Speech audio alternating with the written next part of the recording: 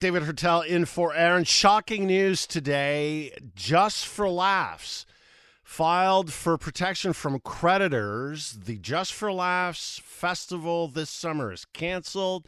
7 upcoming shows are canceled. Ticket buyers will be reimbursed. This is a 41-year-old institution that is ceasing operations. This is a shock. I worked at Just for Laughs for 7 years. I cannot believe what's going on. To get some perspective, happy to have a few minutes with a man who knows a lot about Just for Laughs, Bill Brownstein of the Montreal Gazette. Bill, what a shocker. It is a shocker. You know, it's true. You worked there, and you had no indication whatsoever. None. Well, we understood that there were problems. I know some people still work there when the CEO was fired. Yeah. But nobody realized that this was so dire. No, I had heard stories last week. I had written a story. Well, Le Devoir had written a piece about Descaries leaving, and then there were stories about a few layoffs, and spoken to people. Someone on the Anglo side who no longer works there said that there were big problems coming, but you figure that it is such a boon to the Montreal economy, like as are the other festivals and the Grand Prix and all the rest, and it does get significant government grants from all three levels. That they wouldn't let this thing flounder, but I found it shocking as well that it's kind of in bankruptcy protection. They hope to come back in a year, but nonetheless, it's just.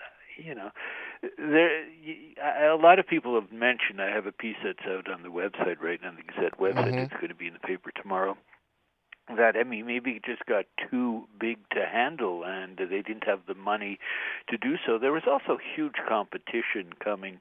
On the Franco side, I'm really surprised because it's not like it, a lot of the talent is here. They canceled a lot of the galas from the festival last year on the Juste pour Rire side, but I would have figured they would have had the wherewithal to put the Franco side together. On the Anglo side, it's a little trickier because they're getting a lot of out-of-town talent, mostly from the States and the rest of the world for that matter. And I can see where that would be difficult. But even at that, they've managed to put things together in years past. And then, to me, what was very telling was the fact that they're up against. They used to bill themselves as the biggest comedy festival in the world on the JFL side, and that's no longer an issue because I don't know if you noticed, but there's a new festival put together by Netflix coming up in May that has 300 performances in about 35 venues across LA. Not only do they have every single major comedy star from the Anglo world, like a lot of them are getting comedy specials that will then be streamed on Netflix. JFL can't compete on that kind of level because they don't have the money, they don't have the wherewithal, and these guys, they get it. Maybe someone's going to get a bit of an Anglo gala on CBC or CTV or something like that, but it's nickel and dime compared to what they're getting now. So, they really have to, I guess, rethink and evolve on a different level. It's just, but like I say, it's just so big to the local economy. That's why I can't understand that somehow the various forces at play wouldn't be dealing with the government agencies and figure out some way to just keep it going even on a reduced level, and yet not. So it boggles the mind. So right, because all told, all three levels of governance, we're talking about millions of dollars a year in investments. Absolutely. In Just for Laughs and Juste pour Rire. And on top of that, I think you're correct. Streaming, Netflix versus conventional media, and sponsorship dollars, definitely a massive shift. We're seeing it across the board. Obviously, we're seeing it with the big media companies like Bell, like TVA going through cuts. But at the same time, when you see the ownership group, it's Bell Media, it's Evenco, and it's CAA, one of the largest talent agencies in LA. So exactly. you would think they might see this coming and manage consequently, no? I was speaking to Andy Nolman, who used to be involved with the festival at the beginning, ran everything from the programming to the promotion and all the rest. He's on the board of Tourism Montréal right now, and he was saying that basically, it he can say for a fact it brings in tens of millions of dollars a year in revenues from tourists and locals alike. And he found it shocking as well. I was speaking to Mike Ward on the Franco side, and he says that he's hoping that the Montreux Comedy Festival in Switzerland might want to take a stab at buying the festival. Right. They certainly have expressed interest, and he thinks on the angle there's got to be locals out there, he thinks, that would want to take it over. I mean, it's, with all the government grants they get there, it would seem like an interesting investment. So it is really baffling. I mean, the story's not finished yet. What's also interesting is that the Toronto Festival will continue, but it's not run by Just for Laughs. It's run by a separate organization, so whatever that means.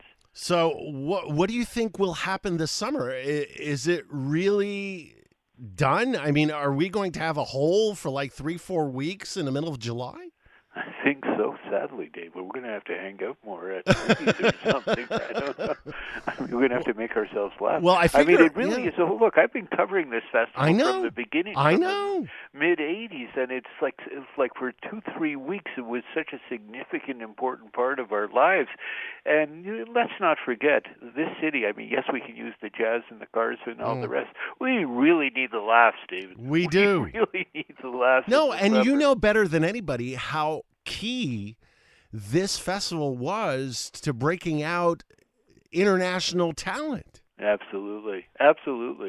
And, like I say, I mean, I recall from the very beginning, I mean, like the Seinfelds and the Kevin Harts and the Bill Burrs, and the list goes on and on and on, of every major comedy star that, like, came here, and some of whom got their breaks, like Kevin Hart, I mean, was a newcomer, and then all of a sudden made his big break at Just for Laughs, and so many of the others did, and now it seems to have been lost in the shuffle, and it's a new day coming. And I hope it's a good day coming. They say they hope to be back next year, but who knows? But ultimately, I think you're emphasizing something that is so true. It's a gut punch for Montreal.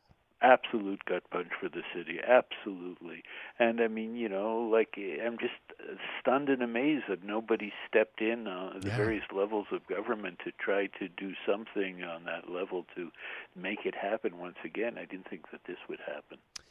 Definitely more to come on this story. Looking forward to your piece in the Gazette tomorrow. It's already on the website, and I'll take a look at it for sure. And I'm sure you'll follow this story very closely. Thank you for your time, Bill, as always. My pleasure, Dave. Bill Brownstein of the Montreal Gazette.